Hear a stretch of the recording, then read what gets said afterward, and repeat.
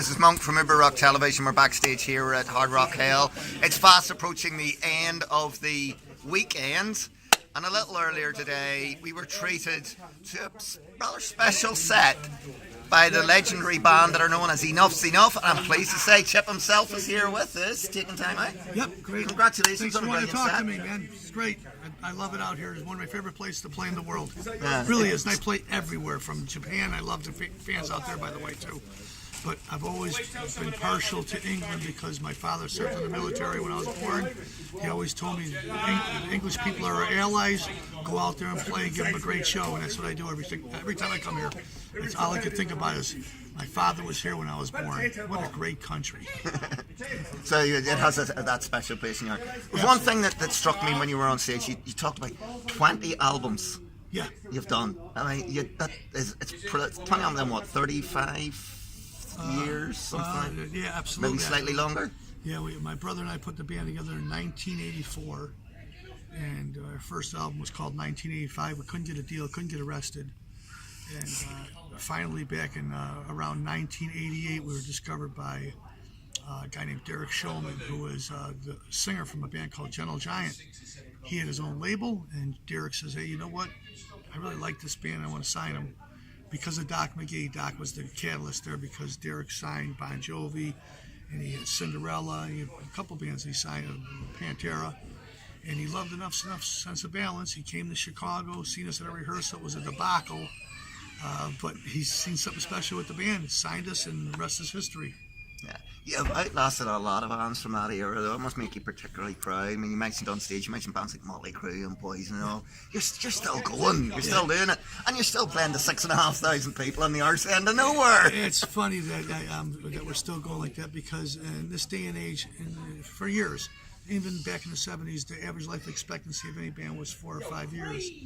So for us to still be going this long, I must be nuts to keep the torch going, but I really believe in the legacy of Enuff Snuff. I think the songs that my brother Donnie and I have written are strong. It's a great catalog of material. I want to leave an indelible mark. When it's all said and done, here's what we've done. Look at what this bulk of work of these great songs about. They're autobiographical songs about our life growing up together as kids and to our adulthood. And I think the songs speak volumes, and the records. One of the biggest fears of all musicians is running out of songs. And John Lennon says it best. He says, all the great songs have already been written. It's up to us as artists to grab them and bring them down and turn you guys onto them. So it's always a fear of running out of material. But I think we got some more songs, and I got tons of tapes and demos and stuff and old material I can go back and look at. And listen, all the bands do it, from U2 to Cheap Trick. They all go back and they look at their catalog of stuff, and whatever inspires them, whether it's lipstick on a glass or a joint in an ashtray or something out there, trips their trigger and gets them to write those songs. And we're no different. And our last record came out in 2016, December 2016, called Clown's Lounge. We're on Frontiers Records. And the newest record, we just finished it, and it'll come out, I think, in June or July of this year. And it's called Diamond Boy, and it's a cross between, like, picture David Bowie and the Beatles fighting in an alley, and Cheap Trick comes in to break it up. It's a rock solid record with the showing it's elements of pop and metal and alternative. We were alternative before alternative. It's a strong record with good songs, and I hope that people get a chance to hear it so we can go out and tour. You mentioned the word legacy. There's a lot of bands from the late 80s. They live on the legacy, i.e. they haven't recorded anything new in 20 years. You're still at it. You're bringing out a new album. You think it's important for you to keep creating and keep moving That's what forward. it's all about, and the fans want to hear that too. Even though tonight I focused on the first 3 records through our catalog, because those records, we sold a lot of records. Those first 2 records are gold. The third record's around gold right now. They've all sold a lot of records. So you got over 1 million people that have went out and bought these records, and they want to hear those songs they know. But I mix it in with some other stuff too. We threw Wheels in the set tonight. That's on our 7th record, and I threw Dog and a Bone off the new record in tonight as well. So I think it's a nice little potpourri. And if people go out and get this record, and you get a chance maybe where there's a movie or a soundtrack or a video, a commercial, some kind of director hears these songs, we'll play a lot of stuff off the new record. We need an audience to give us the thumbs up, and then we'll go out and we'll play the songs. We'll mix up we know so many songs, it's ridiculous. Yeah. I don't want to bore the fans. And the diehard fans that don't get a chance to see us that much, they want to hear the hits. Yeah, and you could probably go out there and easily do a 2-hour set, 2.5-hour set with your. Oh, we've sort of done it back before. gallery. We've done it before, and we let it play. When I hear bands go, "Oh man, I'm so tired," 45 minutes. Are you kidding me? I like You're bands only like warming up. I like bands like Foo Fighters and Cheap Trick that go out there and they play a couple hours. They give it a long set, and I'm not talking about long anagata of either drum solos and guitar solos either. I want to hear songs. No. That's what it's all about at the end of the day. And you go see Journey or Foreigner or the Dokken or one of these bands, and they're playing long sets. They got a catalog of material. And LA Guns, their new record, they're out there playing a couple hour sets, and that trips my trigger. I'm into that. I want to see the bands play a show. I want to hear those songs. Yeah, you hear it. We see so many bands. We would go see hundreds of bands a year, and you see people going, "Yeah, oh, they played 55 minutes." And you go, "What?" Is that all? You can understand it if they've only got one album, right? Right, of course. But yeah, if you're going to see a band like that, just like the Struts or something, and they only got 1 or 2 albums out, and they play an hour, but you get all the great songs because that's a great band, okay? Yeah. Or Darkness, now they can play a little longer because they got 3 or 4 albums out. That's another strong band live too. You go see them and you'll be really impressed with them. Yeah, I've seen them live a couple of times. There's so many good newer bands along with the older bands. There's a really great band called Louis XIV. People gotta check them out. I think they're out of San Diego. I haven't heard their last stuff, but their first 2 records are killing. You just don't hear nothing because we're at a time right now where there's too much product and not enough demand. It's really difficult for people to get a chance to hear their favorite brand new artists that are coming out there. And radios only has a small playlist. You got to find something where a video or something out there where that catches your attention. It's really tough out there. I don't know how new bands do it.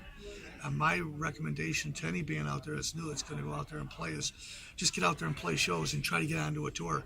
And don't ask for any money. Just go out and play and reach an audience and steal the fans. Yeah, and it's a lot harder as well because people have with the internet, people have a very short attention span. It's YouTube. It's does the song grab you in 30 seconds? And people don't listen to full albums anymore. Yeah, a lot of people. In this new record, I made a record where every song just chronologically works together as it's a whole bulk of work, And the older bands do it. The Stones and groups like that will put records out, and it's a good record. It's the whole album all the way through, and there's no filler. It's just every song is pretty strong.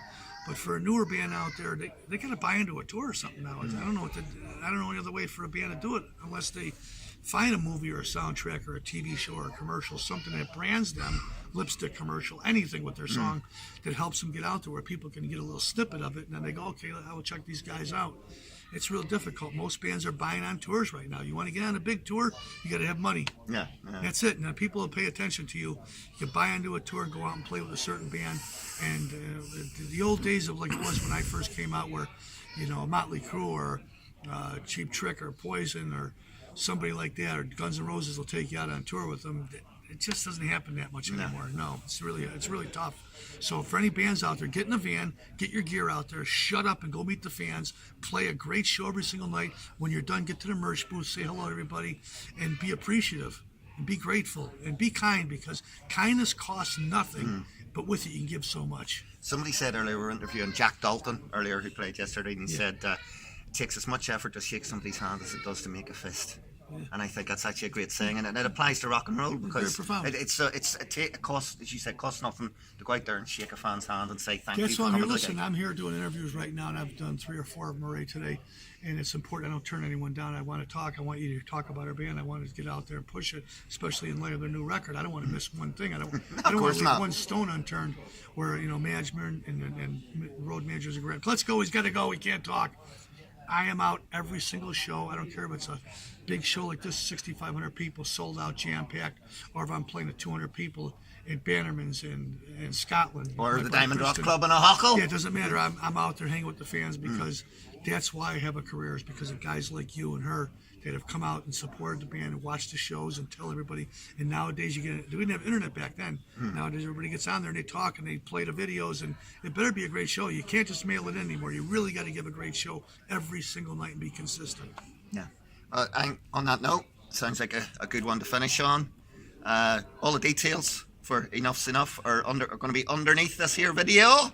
All the links, the Facebook and the Twitter and all that nonsense, and how to find the new album when it comes out. And of course, we will bring it to you on Über Rock with any videos and stuff. You going to do a video for it? Yeah, absolutely. We'll run all that. So this is Monk from Über Rock Television with the legend that is Chips Enuff. From Hard Rock Hell, AOR. Peace. Keep her lit. Keep her between the hedges. Best of luck in 2018, brothers and sisters.